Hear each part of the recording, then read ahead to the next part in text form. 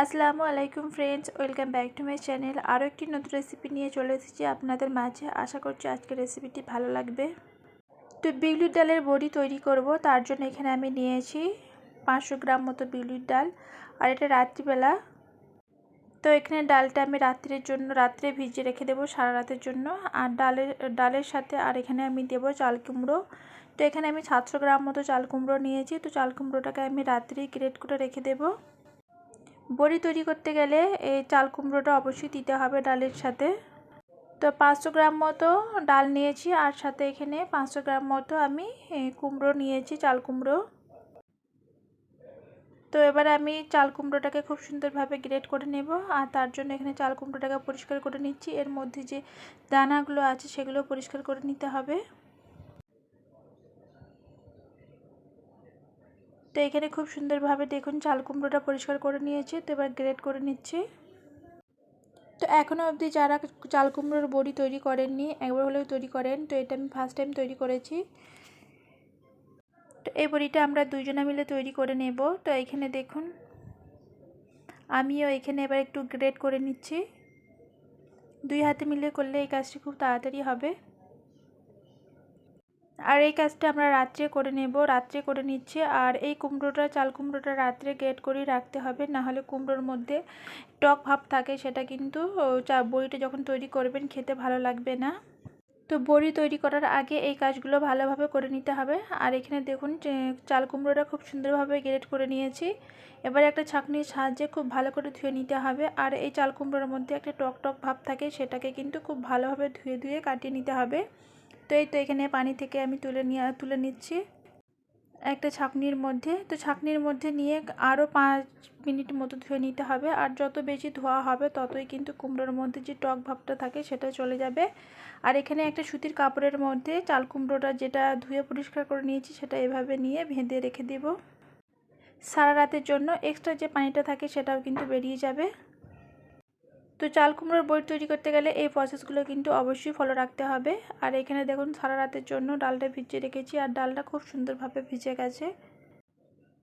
তো ডালটা একটা বড় জায়গার মধ্যে আমি ঢেলে নিয়েছিলাম, এতে করে ডালটা খুব সুন্দরভাবে ভিজে যাবে। আর এখানে ডালটা অনেক সুন্দরভাবে ভিজে গেছে, আর 2-3 বার করে আমি ধুয়ে নিয়েছি।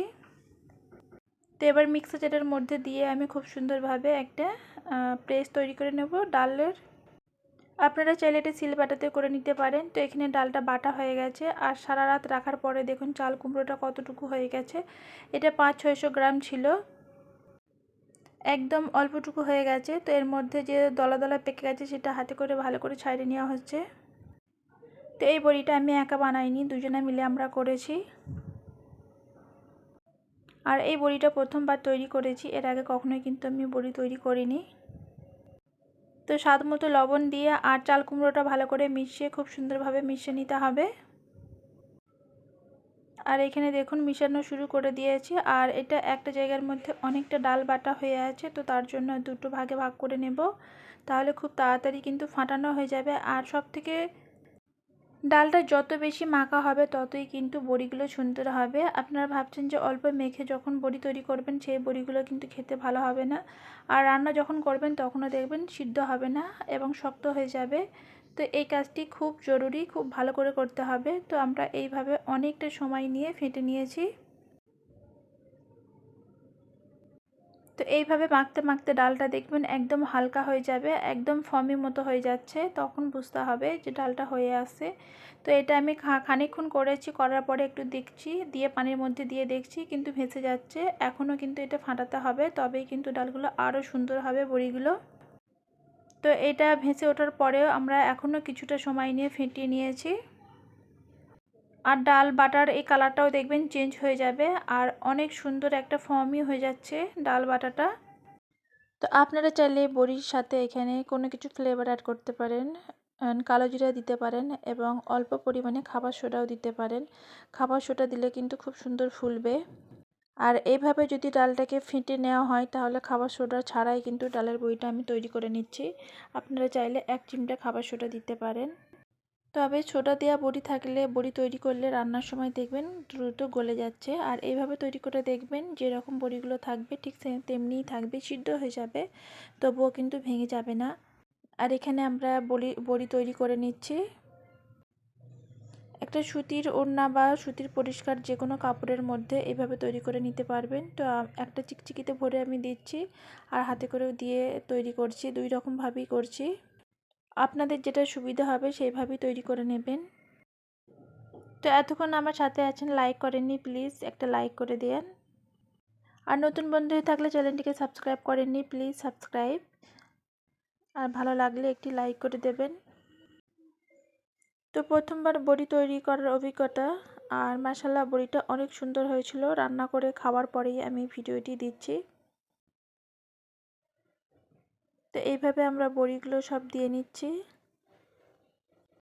এই তো এখানে বড়িগুলো সব দেওয়া হয়ে গেছে, এবার শুকিয়ে নেব। এইভাবে আপনারাও একবার বাড়িতে তৈরি করবেন চাল কুমড়োর সাথে আর বিউলির ডাল দিয়ে। দোকান থেকে আর কিনে খেতে হবে না যদি বাড়িতেই এত সুন্দর বড়ি তৈরি করে নেওয়া যায়। আর 2 দিন পরে এখানে বড়িগুলো খুব সুন্দরভাবে শুকিয়ে গেছে, তো তুলে নিচ্ছি। আর একটাও কিন্তু ভেঙে যাচ্ছে না, দেখুন কতটা সুন্দর হয়েছে। আর বড়িগুলো খুব ভালো করে শুকিয়ে নিয়েছি। আশা করছি চাল কুমড়ো আর বিউলি ডালের বড়িটা আপনাদের ভালো লেগেছে। ভালো লাগলে লাইক কমেন্ট শেয়ার করবেন। ভিডিওটিকে আর বেশি বড় করব না। তো এতক্ষণ আমার সাথে থাকার জন্য অসংখ্য ধন্যবাদ। সবাই ভালো থাকবেন, সুস্থ থাকবেন। আল্লাহ হাফিজ।